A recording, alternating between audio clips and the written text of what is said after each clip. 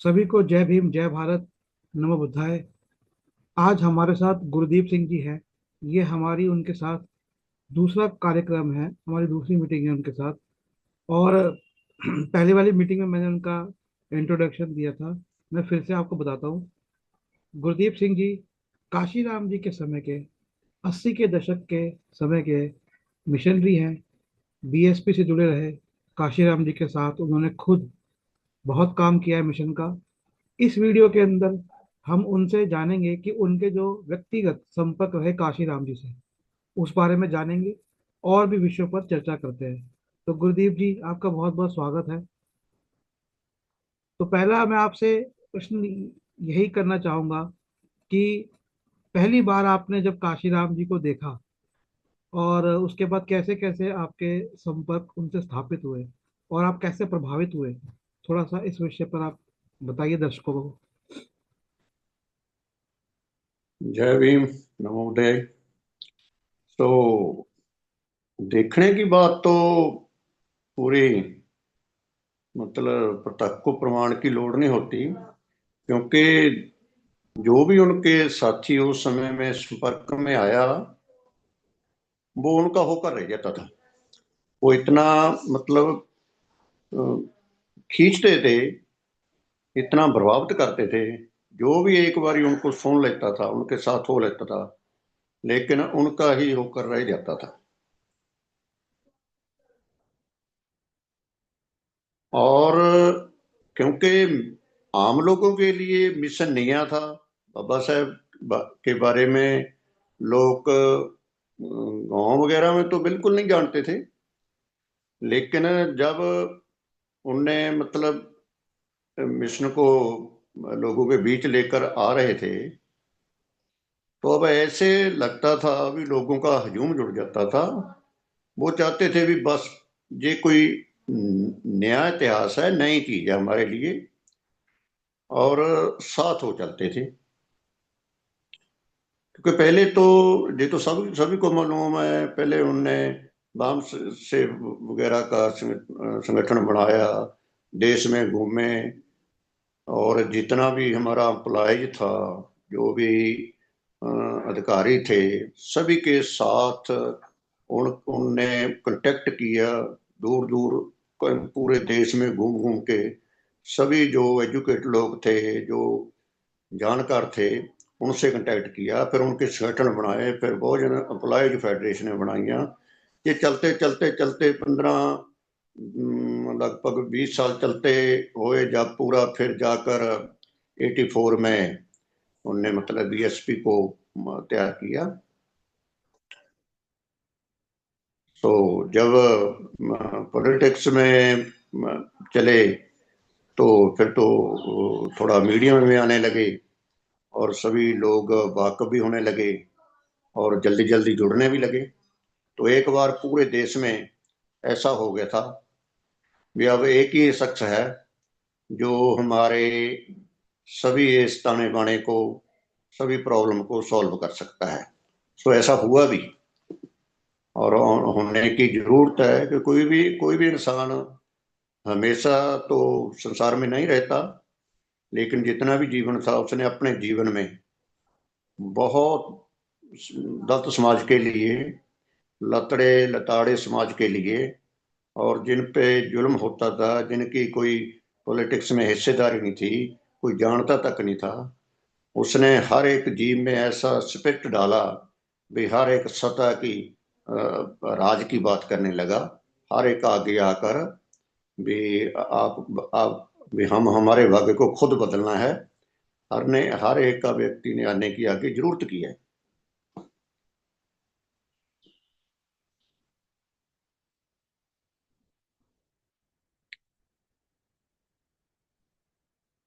कह रहा हूँ आपने जैसा कि मुझे बताया था कि आपके दादाजी भी मेंबर ऑफ पार्लियामेंट रहे थे। तो उनके मेंबर ऑफ पार्लियामेंट अगर आपके दादाजी थे, तो जाहिर सी बात है कि बाकी जो SC ST OBC वर्ग के या बाकी जो शोषित वर्गों के लोग थे या गरीब थे, ऐसा नहीं है कि उनको उनको कोई आर्थिक रूप से कोई कमी रही हो। आपको मैं देखता हूँ, आपसे आपने मुझे बताया कि आप जैसे आपके दादाजी MP रहे और कोई ऐसे कोई आपकी तो खुद जॉब थी, और 5 साल के बाद आपने अपनी जॉब छोड़ दी और आप काशीराम जी के साथ लगे। तो क्या कारण था, वो क्या जज्बा था, किस जज्बे से आप लोग या बाकी सब मिशनरी उस समय, और खास करके बहुत सारे गवर्नमेंट एम्प्लॉय, आज तो कोई सोच भी नहीं सकता अपनी जॉब छोड़ के, लेकिन आप लोग लगे। हालांकि आपने मुझे ये भी बताया कि कहीं ना कहीं इसका, जिस हिसाब से मिशन खराब हो गया आज, जिस हिसाब से मिशन जो चलाया था काशीराम जी ने, वो मिशन उस तरह से नहीं चल रहा। इसका खामियाजा भी, इसका दुख भी है। आपको जॉब का दुख नहीं है, आपको मिशन का दुख है। पर वो क्या जज्बा है, पहले आप थोड़ा जज्बे के बारे में बताइए, और फिर आगे आप बताइए कि क्या लगता है आपको, ये मिशन कहाँ जा रहा है इस हिसाब से। वो ऐसा है जो हमारे दादा दादा जी सी, वो तो तब तो हम बचपन में थे, तीन तीन तीन चार साल के रहे होंगे जी। वो। लेकिन वो एक बार नहीं, दो तीन बार ही बने हैं। फिर 93 में भी रोपड़ से वो फिर तो वो गांव में नहीं रहते थे, पटियाला में रहते थे। हम तो गांव में जब हमें इतनी सूझ नहीं उनका होती एक थी बार नाम भी पॉलिटिक्स की। बता दीजिए दर्शकों के लिए। हाँ, सरदार हरचंद सिंह छन्ना होते थे, हरचंद सिंह छन्ना। सरदार हरचंद सिंह छन्ना। हरचरण सिंह सन्ना। जी जी। जी, आप कंटिन्यू करें, आप जो कह रहे थे बाकी। जब तो जितने हमारे लोग थे सभी लगभग कांग्रेस कांग्रेस के वाले ही चलते थे, क्योंकि कांग्रेस ही पार्टी हम कहते थे भी हमारी पार्टी कांग्रेस ही पार्टी है। और तो कोई है नहीं था। लेकिन जितना लगभग 100% जितना दलित समाज था सभी कांग्रेस को अपनी मदर समझता था भी। यही है हमारी करता धरता। तो धीरे धीरे हौली हौली पता चलता गया, इतिहास को पढ़ते गए, कांशीराम की मूवमेंट फैलती गई, सभी को पता चलता गया भी हमारे साथ क्या हुआ, कैसे हो रहा है, कौन हमारा है कौन हमारा नहीं है। फिर आगे चल जाकर ये जो जो मतलब साथ उनके केडर सुनते गए। फिर बुक्स वगैरह आई बाबा साहेब के विषय, फिर चलता गया। थोड़ा थोड़ा आर्थिक पक्ष भी आगे बढ़ता गया, तो हमारे लोग थोड़ा सर्विस में भी आने लगे, एजुकेशन में भी आने लगे। तो आज की डेट में तो हम कोई किसी से कम नजर नहीं आ रहे। लेकिन रोना तो रोते हैं हम, ये हैं हमारे साथ जो है वे है। लेकिन जिसके साथ हुआ है ना, इतिहास को आप अतीत में जाओ, जो हमारे बुजुर्ग थे उनके साथ क्या हुआ, उनकी लाइफ कैसी थी।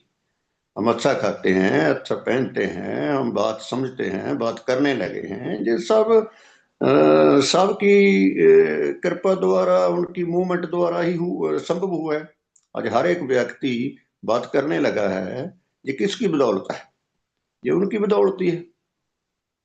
तो दूसरी पार्टी में भी हमारे लोग जाते हैं, जो हमारी अपोजिट पार्टी है, उनके उनके पास भी जाते हैं, लेकिन कोर्स तो वही करते हैं ना, उनको चेट तो जहां सी लगती है। सो ये सभी जो भी जो ये बदलाव आया है एक बड़े पद्धर का, ये इसको ये सेरा तो सब को जाता है। बीएसपी की जब मूवमेंट आई, तो उससे पहले अगर हम बीएसपी को देखें, और बीएसपी जब राजनीति में आई, तो उससे पहले में और बाद में क्या सरकारी नौकरियों में जो लोग जा रहे थे, विशेषकर SC ST वर्ग के, ओबीसी का तो उस समय आरक्षण नहीं आया था, तो आंकड़ा हमारे पास फिर भी नहीं है। तो उसमें कोई फर्क आया, मतलब 1984 से पहले आपने जो देखा है, क्या उससे नौकरियां बढ़ी कुछ? नहीं, फिर जब 83 के बाद मूवमेंट चली ना, जब हम लोग सत्ता की बातें करने लगे, तब जो सत्ताधारी लोग थे वो हमारे से कहीं बड़ा दिमाग रखते थे। उनने जो हमको सौखा मिल रहा था, जो भी मिल रहा था, बेशक हमारी इच्छा नहीं थी, हम जो भी क्लर्क या किसी भी पोस्ट पे जाते थे, और रूटीन की जो संविधान में व्यवस्था थी हमारी रिजर्वेशन की मिल जाती थी। थोड़ा बहुत कहने से, या आप बड़ा मोटा कोई आपका नेता या कोई गांव में ऐसा होता ही था, क्योंकि जब जरूरत थी 83 से पहले 70 तक तो काफी जरूरत थी, क्योंकि हम पढ़े लिखे कम थे, नौकरी तो हमारी काफी थी, रिजर्वेशन काफी थी। हमने हमने हमारी सीटें भी पूरी नहीं होती थी, भला भला कर नौकरी मिलती थी। लेकिन 83 के बाद ऐसा फिर नहीं हुआ। 83 से लेके 90 तक तो मतलब एक स्ट्रगल की बात रही है। 90 से लेकर आज तक वो कंटिन्यू, मतलब क्योंकि कारपोरेट जो हमारा ठेकेदारी सिस्टम है वो लगभग 90 से पूरा स्टार्ट हो गया। क्योंकि फिर जो सरकारी कामकाज थे वो प्राइवेट होते गए, सरकार बचती गई। सरकार का उसमें दोष भी नहीं था, क्योंकि प्राइवेट जो हो गया वहां तो कोई ऐसे लड़ने झगड़ने हक अधिकार की बात नहीं कर सकता। तो आज तक ये 93 से लेके 35 साल के लगभग ये प्राइवेट करण ठेकेदारी सिस्टम खूब, मतलब सरकारों ने इनको मोटिवेट किया है कि ज्यादा तो ज्यादा प्राइवेटकरण किया जाए। सोच करके हमारे लोगों को फिर नौकरी नेचर लिया भी कम हुई है। क्योंकि अब जो हायर एजुकेशन है, जो कंपटीशन है, जो यूपीएससी वगैरह है, या जो कंपटीशन वाले एग्जाम हैं, उसमें हमारे लोग आते हैं, वो कंपटीशन लड़कर आते हैं। तो अब तो स्ट्रगल की बात है, जो संघर्ष लड़कर आगे बढ़कर हायर एजुकेशन लेकर, तो एजुकेशन आप किस लेवल की लेते हो वो है, ऐसा आप कंपटीशन लड़ सकते हो। लेकिन ये नौकरी की बात करें तो 80 के पहले और 80 के बाद का बहुत अंतर है। अब नौकरी ना के बराबर रह गई है। मैं एक बात और जानना चाह रहा हूँ आपसे। कहीं ना कहीं ये भी हम देख रहे हैं कि प्राइवेटाइजेशन बढ़ा, जैसे जैसे SC ST की और बाद में OBC की मूवमेंट बढ़ी, और उससे सरकारों ने ये कोशिश करी कि इनको सरकारी क्षेत्र में नहीं आने दे। उससे ये पावरफुल होते हैं, उससे इनके विचार बढ़ते हैं।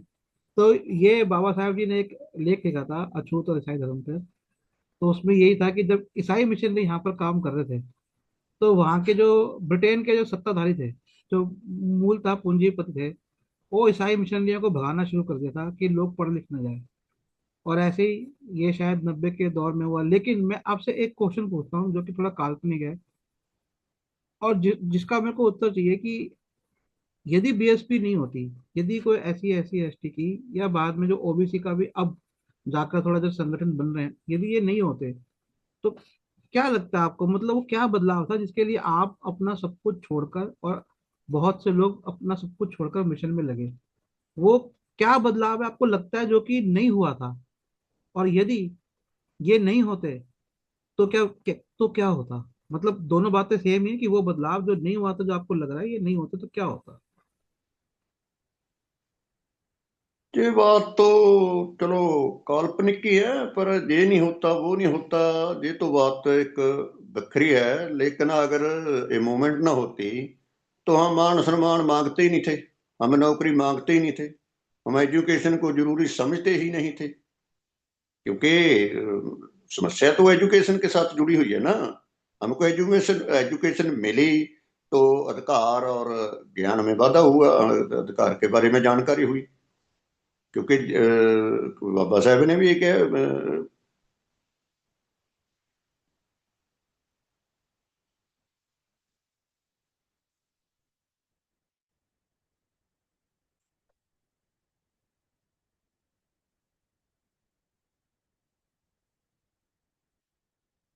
आवाज आवाज नहीं आ रही है। मैं कह रहा हूँ कि एजुकेशन तो लोग ले ही रहते हैं, ऐसा नहीं है कि बिल्कुल भी नहीं रहते। काशीराम जी खुद जॉब में आ गए थे, उनके साथ जो लोग लगे वो भी जॉब में थे, एजुकेशन वो ले ही रहते हैं।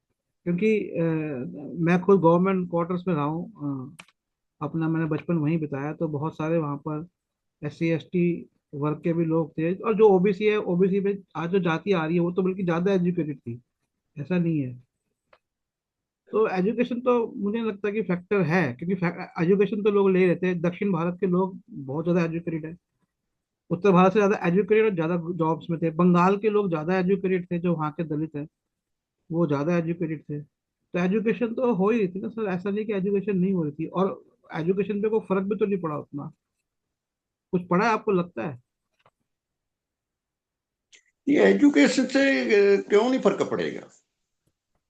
ये सारा जो कारण है वो तो एजुकेशन से जुड़ा हुआ है ना। जो पढ़ेगा, जो एजुकेशन में जाएगा, उसकी बुद्धि काम करेगी, उसको समझ आएगा, उसको अपने अधिकार बारे में जानकारी आएगी, अपने हिस्से की जानकारी आएगी, आपके हक की जानकारी आएगी। लेकिन फिर उसके एजुकेशन लिए बड़ी है, मतलब एजुकेशन बड़ी है, आपको लगता है? नहीं, एजुकेशन एजुकेशन ज्यादा बड़ी लोग है, एजुकेटेड हो लेकिन रहे हैं। एजुकेशन बड़ी है, एजुकेशन का जो स्टैंडर्ड है ना, वो उस लेवल का नहीं मिल रहा हमारे लोगों को। जो एजुकेशन का स्टैंडर्ड है ना, वो बहुत कम लोग हैं। क्योंकि इतना इनने मतलब कानून में बना दिया, इतना महंगा खर्च कर दिया, प्राइवेटकरण कर दिया, वे आम इंसान के पहुंच से बाहर है। एजुकेशन इतनी महंगी हो गई कि हर व्यक्ति उन पर नहीं पहुंच सकता, नहीं ले सकता। क्योंकि डेफिनेशन इनको पता है। क्योंकि सरकार की तो रिस्पॉन्सिबिलिटी है अभी, एजुकेशन सबका राइट भी है, सबको देनी भी चाहिए। लेकिन सरकार को ये भी पता है ना भी हमने सभी को एजुकेशन दे दी तो हम फिर सरकार में ही रहेंगे। तो सरकार में बने रहना है तो लोगों को गुमराह तो करना होगा, एजुकेशन से दूर करना होगा, नौकरी से दूर करना होगा। तो सर ये तो हाँ जी। आपके समय में जितने लोग गवर्नमेंट सेक्टर के थे या फिर निजी क्षेत्र के, बाबा साहेब जी की मूवमेंट के साथ, काशी राम जी के साथ जुड़े, आज तो मैं देखता हूँ, अब जैसे मैं चंद्रशेखर बीएसपी की जो हालत देखता हूँ, तो उससे तो लोग बाय बाय टाटा करते हैं। पता नहीं कौन लोग हैं जो कि उनके समर्थन में आते हैं। पर जो भी मैंने 15 साल पहले जो प्रबुद्ध लोग देखे थे, अच्छे पढ़े लिखे गवर्नमेंट सेक्टर वाले या प्राइवेट सेक्टर वाले भी थे, जो काफी अच्छे समर्थन थे, वो सब शांत हो गए। उनका उससे विश्वास टूट गया है। जब मैं चंद्रशेखर को देखता हूँ तो मैं देखता हूँ कि पूरा जो एक विलेज का जो यूथ है, खास करके छोटे टाउन और विलेज का, जिनके पास ना तो ढंग से एजुकेशन है, ना ढंग से काम है, वो सारे वहां पर जुड़ रहे हैं। तो आज का जो लेकिन क्या चक्कर क्या है कि जो गवर्नमेंट के अंदर बैठा हुआ है, प्राइवेट सेक्टर, खासकर प्राइवेट सेक्टर में, आपके जो जो आप जिस समय आप जुड़े उस समय के जिनके बच्चे थे, वो प्राइवेट सेक्टर में बहुत अच्छे से जॉब कर रहे हैं। लेकिन वो निकल के नहीं आते, उनको लगता है कि हम तो भैया रिजर्वेशन नहीं लेते, हमारी नौकरी तो बिना रिजर्वेशन के लगी है, तो हम क्यों आए। जो लोग छोटे मोटे बिजनेस में भी है, बड़े बिजनेस में भी, उनको भी ये लगता है, सबको ये फीलिंग है कि हमने तो रिजर्वेशन नहीं लिया। और ऐसा जरूरी नहीं कि हर कोई गवर्नमेंट जॉब में, तो एक रिजर्वेशन तक ही क्या ये मूवमेंट है? क्या खाली नौकरी पाने की मूवमेंट थी? है बल्कि आप लोग, काशी राम जी तो नौकरी छोड़कर मूवमेंट में आए। इस बारे में आप क्या कहेंगे? बात ये है, क्योंकि ये समय का तकाजा होता है। ਹੁਣ हम आज जो 40 साल पहले समा था, आज हम उनसे कंपेयर नहीं कर सकते। जो वहाँ आज 40 साल के पहले सुविधाएं थी या हालात थे, आज हालात डिफरेंट हैं। क्योंकि आज तो देखो, ये तो जो मूवमेंट है, जो मूवमेंट कमजोर हुई है, जो बीएसपी की माड़ी हालत हुई है। क्योंकि जो राजनीतिक पार्टियां हैं ना, राजनीतिक पार्टियां सभी का ही शोषण करती हैं। जब उन पे उनके दिमाग में पॉलिटिक्स सत्ता भारी हो जाती है, वो दूसरे का शोषण तो होता ही होता है। वो खुद जो उनकी खुद बात करते हैं उनका भी शोषण होता है। किसी को निकाल दिया, कोई 20-20 साल का काम कर रहा है, उसको एक झटके में पार्टी से बाहर कर दिया। क्या इतना जुर्म कर दिया उसने? 20 साल का उसका किया हुआ काम कहाँ गया? क्योंकि राजनीतिक पार्टियों को वक्त चाहिए, अंधे वक्त। वो उनके साथ उनका काम चल जाता है बस। क्योंकि ज्यों ज्यों आंधे वक्त चलते गए, जो एजुकेट लोग थे, जो दिमाग वाले लोग थे, जो प्लानर थे, जो मूवमेंट को आगे बढ़ाने वाले, तो उनको पछाड़ दिया। क्योंकि हमने इलेक्शन लड़ना है, हम इलेक्शन जीत गए तो हम सिकंदर हैं, हार गए तो फिर ना सही, फिर आगे 5 साल को बात नहीं करनी। सो ऐसा नहीं, पॉलिटिकल ताने बाने को समझना हमारे समाज के बस का रोग अभी भी नहीं। ये ऐसे करके तो एजुकेशन जरूरी है। जो एजुकेशन वाला है वो पॉलिटिकल पार्टी को भी नहीं चाहिए। बेशक बीएसपी ही क्यों ना हो। जी जी जी। क्योंकि बोलने वाला किसी भी आज देखो, लोकतंत्र में लोक आवाज होती है। पहले पॉलिटिकल पार्टी होती थी, हर एक को अपनी बात करने का अधिकार होता था, सजेशन देने का अधिकार होता था, सलाह देने, हम ऐसे कर लेना चाहिए, ऐसा होना चाहिए।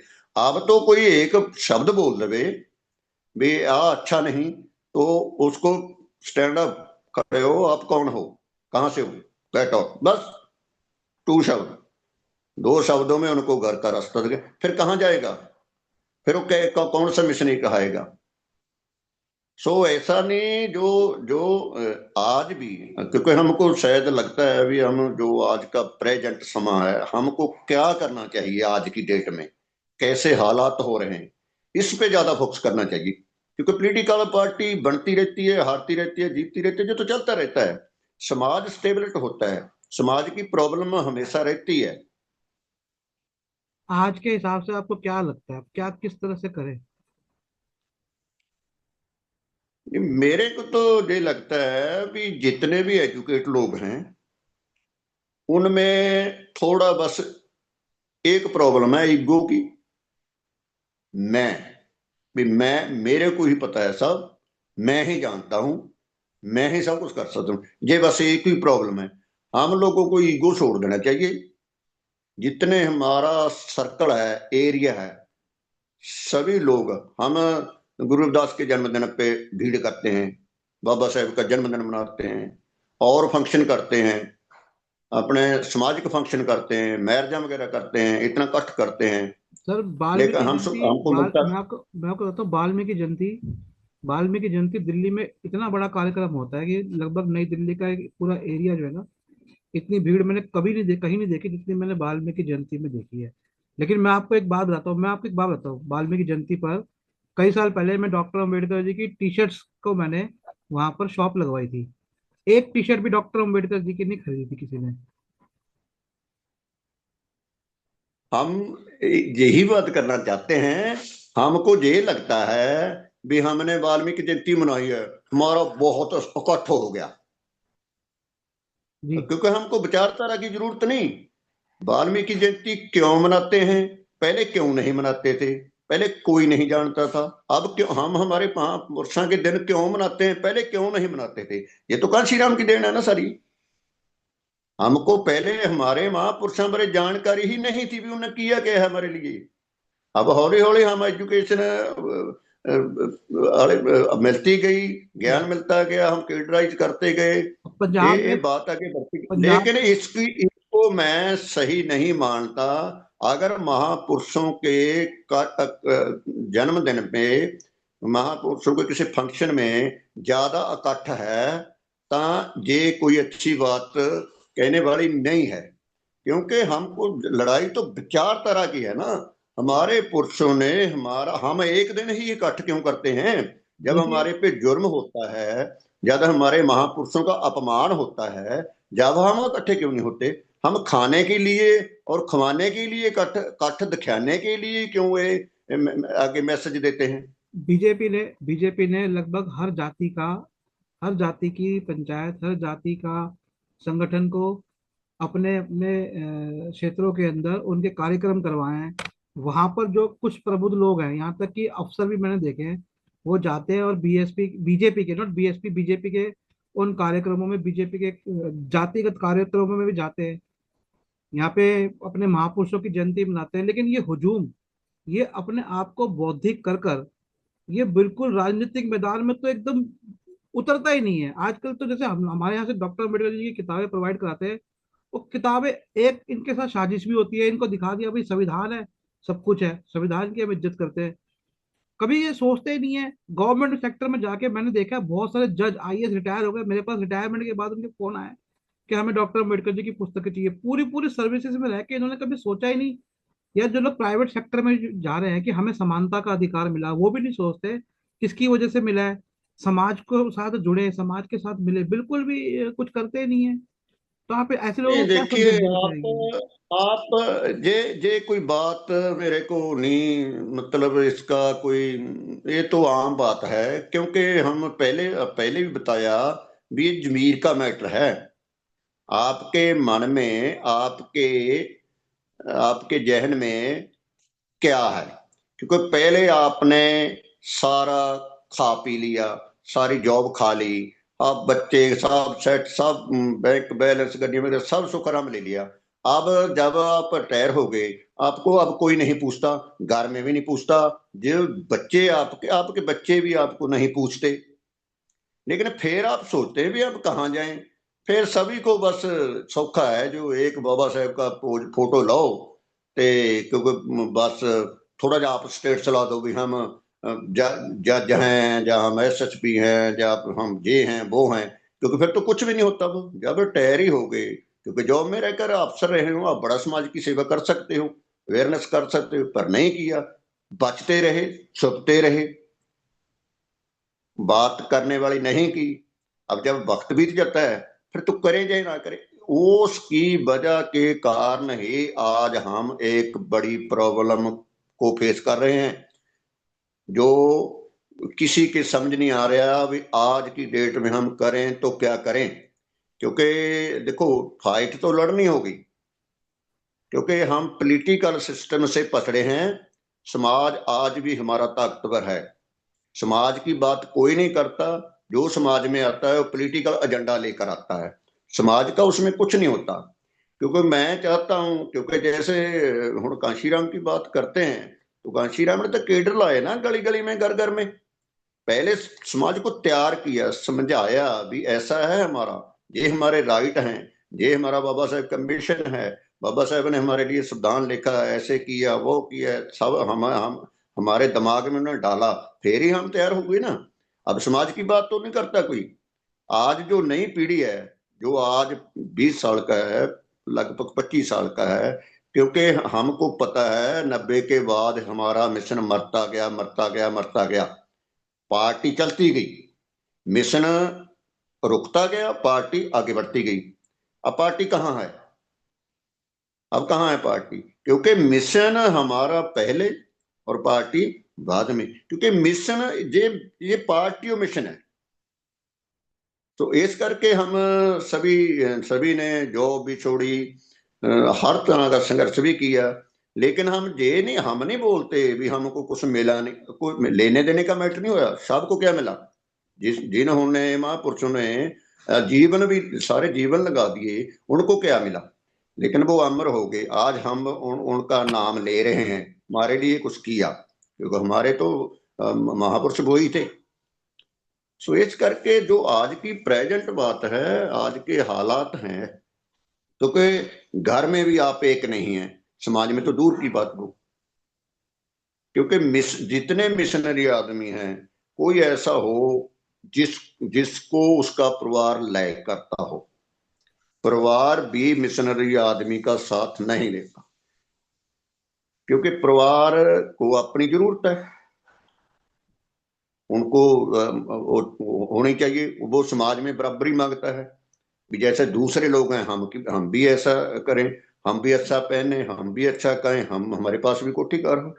लेकिन वो ये नहीं सोचते भी हमारे बुजुर्गों के पास क्या था, हमारे अतीत में हम कहाँ से आए हैं, हमारी समाज में स्थिति क्या थी। तो जब फ्यूचर में स्थिति कंपेयर करेंगे। फ्यूचर में भी तो खराब हो सकती है स्थिति।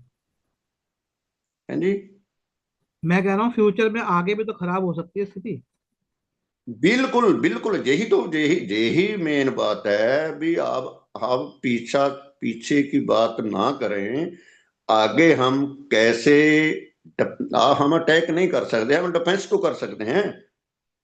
जो झंडा हमारे पे थोपा जा रहा है देश में मीडिया के थ्रू, इतिहास को छोड़कर मिथ्यास का प्रचार हो रहा है, कहीं कहीं जाति अटैक हो रहे हैं, समाज का अटैक हो रहे हैं, वो मीडिया के द्वारा उसको फैलाया जाता है, घर घर पहुंचाया जाता है अभी देश में ये लोग आ जाएं।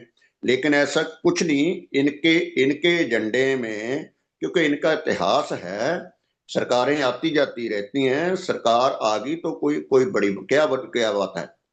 ठीक है, क्योंकि सरकार, हमने संविधान की सौं सौं लेते हैं ना। जब सरकार बनती है संविधान की सौं चुकते हैं, फिर झुकना तो पड़ती है ना, उनको भी झुकना पड़ता है। लेकिन वो सौं पे, वो कसम पे नहीं खड़ते। वो अपना दायित्व सही निभाते नहीं निभा रहे, तो आते जाते रहते, पता नहीं कितने का हजारों सैकड़े थे सत्ता में आकर चले गए, क्योंकि आपके साथ वो ही जाएगा जो आपने समाज के लिए कुछ किया है। ठीक है। जे सिर्फ थोथा चना बाजे गना, बातों बातों से सब देश में चल रहा है, जो एक बड़ा वर्ग है जिसके हक अधिकार संविधान में है, वो ना बात करने वाले हैं ना सोचने वाले हैं। सो इस करके आज डेडिकेटेड लोगों की जरूरत है, एजुकेट लोग आगे आए, ता अंध भगतों की कमी हो, क्योंकि वो अपना निजी स्वार्थ छोड़ दें। देखो, जो आज जो जो एजुकेट लोग हैं, जो रिटायरमेंट हमारे हजारों लोग हैं, उनको स्वार्थ नहीं होना चाहिए। अब उनने नौकरी भी कर ली, अफसरी भी कर ली, सब जीवन के सुख आराम मिले, अब क्या चाहेंगे वो? अब जीवन तो छोड़ना ना, संसार में तो एक दिन जाना है ना। अब जाते जाने वाले तो कुछ कर दो ना। अब तो मिशन को अपना अपना लो। ते सभी लोग, क्योंकि जितने लोग हमारे अपोजिट विचारधारा वाले को चाहिए, उतने उनको अवेलेबल हो जाते हैं। लेकिन वो वो ही हमारा रास्ता काटने के लिए रखते हैं वो, क्योंकि उनको लेना देना ना, जो लोग उनके साथ जाते हैं ना वो बात करते हैं, क्योंकि फिर वो सिस्टम के गुलाम हो जाते हैं, फिर उनको उनकी राग अलापते हैं। सो इस करके दे तो एक हौसले की, एक देखो, मिशन में नशा, इसमें कोई दो रामा नहीं। जो आदमी मिशन पढ़ रहा है, मिशन पे खड़ा है, वो वह नहीं मानता, जब हमने पहले ही बोला है। लेकिन हुन ईगो ईगो है हमारे लोगों में, जो एजुकेट लोग हैं, या वो ईगो छोड़ दें, अपने अपने क्षेत्र में एक हो जाएं, तो फिर इनके अंधभक्तों की कमी हो सकती है। जी नहीं तो आज बस, क्योंकि पार्टी, पॉलिटिकल पार्टी तो हम आज के युग में कोई भी नजर नहीं आ रही, क्योंकि अंधभक्तों का लाला लाला जिसके पास होता है, बस वो ही सिकंदर होता है। सर, ये ठीक है। हाँ, थोड़ा समय की कमी है, मैं ये वाली वार्ता यहीं पे समाप्त करता हूँ। तो गुरदीप जी ने आज जो हमें बहुत अच्छी अच्छी बातें बताई है, और खास करके उन्होंने जो बताया है कि भाई आपको अपना ईगो छोड़ना है, और आपको गली मोहल्ले में, अपने क्षेत्र के अंदर, मैं देखता हूँ कि लोग आपस में बात नहीं करते। आपको अपने समय को अपनी शिक्षा के अंदर, और अपनी जो सामाजिक शिक्षा है और संगठित करने में, जैसे डॉक्टर अंबेडकर जी ने भी कहा था, एजुकेट, एजिटेट, ऑर्गेनाइज। शिक्षित रहो, संगठित करो और संघर्ष करो। तो संघर्ष तो बाद में आएगा ना, शिक्षा तो चलो आप ले रहे हो, लेकिन साथ में आपको संगठित होना है। और संगठित तो खाली फेसबुक पे नहीं होंगे आप, आपको पर्सनली मिलना पड़ेगा। देखिए, हमारी जयंतियां मनती हैं, लेकिन मैं देखता हूँ बाकी दिन बहुत कम लोग होता है। चर्च में ईसाई रेगुलर जाते हैं, शुक्रवार को मुसलमान अपने जो मस्जिदों में जाते हैं, सिख जो है वो, मैंने देखा है कि ज्यादातर इतवार के दिन जो है वो गुरुद्वारे जाते हैं, सब जाते हैं। और हिंदुओं के तो इतने संगठन है कि आप उसका काउंट ही नहीं कर सकते, गिनती नहीं कर सकते, और जहाँ पर वो रेगुलर मिलते हैं। लेकिन जो SC ST OBC है, मैं नहीं कह रहा आप उन संगठनों में ना जाओ, अगर आप हिंदू संगठनों में आप जाओ कोई बात नहीं, लेकिन जो अपनी जो और समस्या है उसके लिए आप संगठित हो। बुद्ध विहार खाली रहते हैं, बुद्ध विहार में आप नहीं जाते। और गुरु रविदास जी के मंदिर है, वाल्मीकि मंदिर है, उनमें भी आप रेगुलर मिला करें, अपने अपने मंदिरों में मिला करें। आप, आपके पास धर्मशालाएं हैं, बहुत कुछ हमारे पूर्वजों ने हमें इमारतें दी है, उनका इस्तेमाल करें, संगठित हों। और गुरुदीप जी का मैं बहुत धन्यवाद करता हूँ, और हम ये वार्ता उनसे किसी और विषय पे आगे जारी रखेंगे। सर, बहुत बहुत धन्यवाद आपका। जय भीम, जय भारत, नमो बुद्धाय। जय भीम।